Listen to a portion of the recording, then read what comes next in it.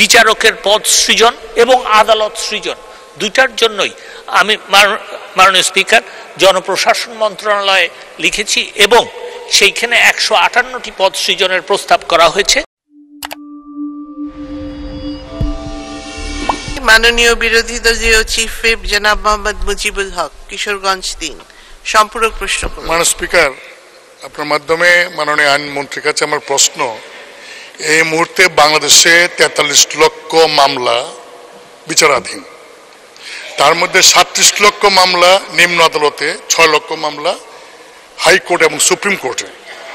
2012 সাল পর্যন্ত যে সংখ্যা বিচারক ছিল সেই অনুযায়ী যে সংখ্যা মামলা ছিল, আজকে এই সরকার বিচারকের পদ কোর্টের সংখ্যা অনেক বাড়ানোর পরও হারাহারিভাবে বিচারকের চেয়ে মামলার সংখ্যা অনেক বেড়ে গেছে। আপনাকে ধন্যবাদ যে আপনি অ্যাপিলেট ডিভিশনে কয়েকজন একাধিক জজ নিয়োগ করেছেন। আমার প্রশ্ন হলো যে হাইকোর্টে 6 লক্ষ মামলা, হাইকোর্ট এবং অ্যাপিলেট ডিভিশনে জাস্টিসদের সংখ্যা আরও বাড়িয়ে এবং নিম্ন আদালতে আপনি জানেন যে ল্যান্ড সার্ভে কোর্টে এক একটা কোর্টে 20 থেকে 30,000 মামলা এই পেন্ডিং।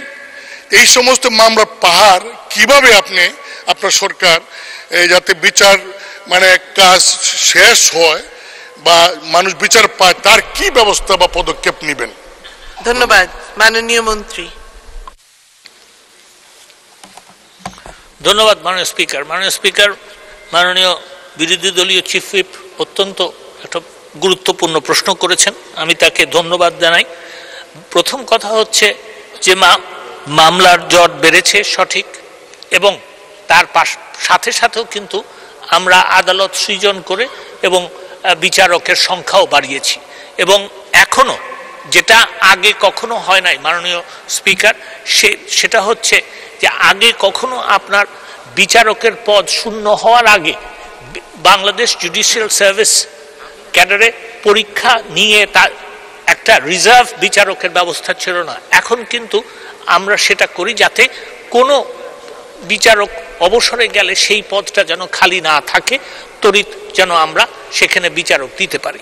দ্বিতীয় যেটা করা হচ্ছে সেটা হচ্ছে বিচারকের পদ সৃজন এবং আদালত সৃজন দুইটার জন্যই আমি মাননীয় স্পিকার জনপ্রশাসন মন্ত্রণালয়ে লিখেছি এবং সেইখানে 158টি পদ সৃজনের প্রস্তাব করা হয়েছে।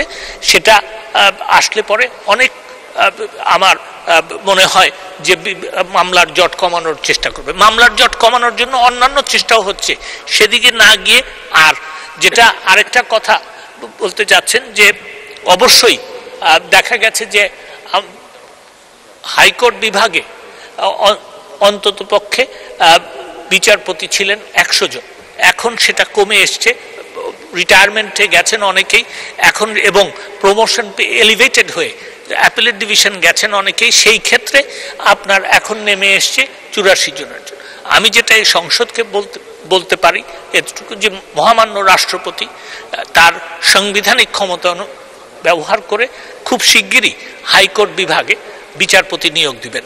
আমি সঙ্গে সঙ্গে আরেকটা কথাও মাননীয় চিফ হুইপকে আপনার মাধ্যমে বলতে চাই যে বিচারপতি নিয়োগের জন্য আইন যেটা করার সেটাও কিন্তু আমরা প্রায় শেষ করে এনেছি।